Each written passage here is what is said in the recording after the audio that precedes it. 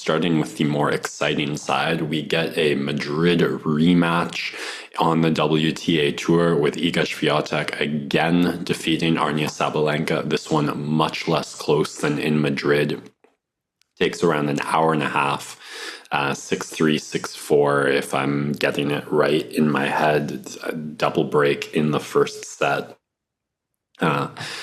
In 15 minutes in, Arnya was already losing her cool and smashing her racket because she played several points where she was hitting the ball as well as she could possibly hope to. Should be an easy winner on that rally, and Iga was just getting it back and getting it deep and making Arnya work, and I think she lost most of those points where I cannot emphasize this enough. She was crushing the ball as well as she could possibly hope. And if when you are redlining the ball, you still aren't winning the points and asking yourself how much more you need, it's just going to be a really tough day at the office. And that is 99% of the time the experience of opponents playing Iga Świątek on clay. And it's been this way for many years. I don't think she's emphasized that well enough, or as well as she has done this year, posting a ridiculous record this clay season. And as three-time defending champion, how can you pick against her to win Roland Garros?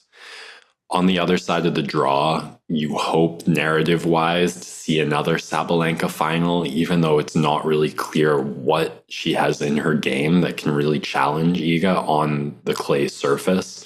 She can serve it a bit better, a bit more consistently. She can try tactically to mix it up. It's just, as someone who's a power hitter and like most comfortable when she's smoking those shots, that works great on Iga against hard court, but it just feels like there's almost no level of pace that Iga can't soak up and just hit back at you. So it would be storybook to see Sabalenka make another final, polish something throughout her run in the draw, to work up something different, to throw at Iga and try and make this final really interesting. Realistically, though, I can't quite see it.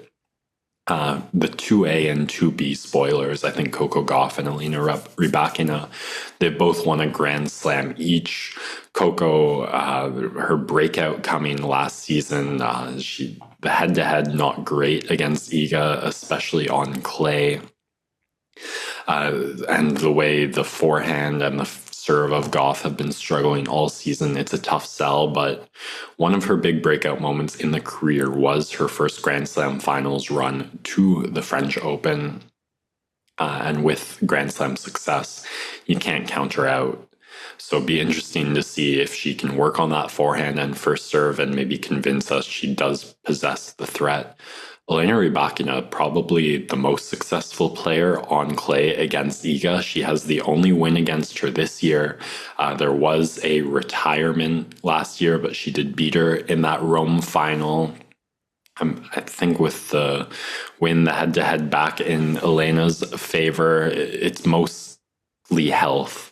At this point, she didn't play Rome, so she's going to have had 2 weeks off leading into the French, but she really did overwork her body in the early part of the season. She's played so much tennis already, and she had to pull out last year of Rome as well. So since she won her Grand Slam, we haven't the Wimbledon of 2022, we haven't seen her make a run at the French.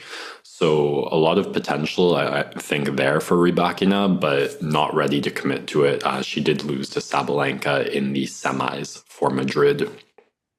So pretty good clay season. Outside of that, Maria Sakkari has been on the up and up since switching coaches. Madison Keys has played quite well. She's just run into Iga twice in the draw, so we'll see how that favors her. And I'm not sure who else, like maybe Kim Wenzhang, Bella Hadid, Maya, Jabeur isn't much of a clay player. I'm not sure. It's Iga's to lose. Wow, I ran out of time for the men's side. Footy.